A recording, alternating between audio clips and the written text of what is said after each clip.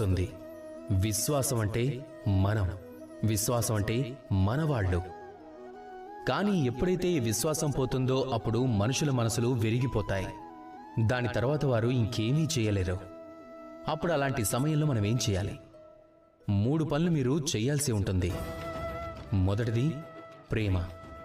మిమ్మల్ని ఎవరు ప్రేమిస్తారో, మీరు ఎవరిని ప్రేమిస్తారో, కారణం ఏదైనా కానీ క్షమించమని అడగడంలో ఏమాత్రమూ సంకోచించకూడదు.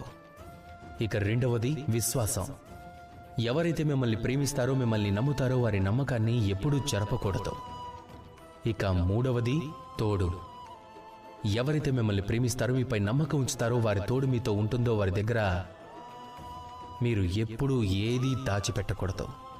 ఈ 3 కార్యాలు చెయ్యండి. అప్పుడు మీ జీవితంలో మీరు సంతోషంగా చెప్పండి, రాధా కృష్ణ.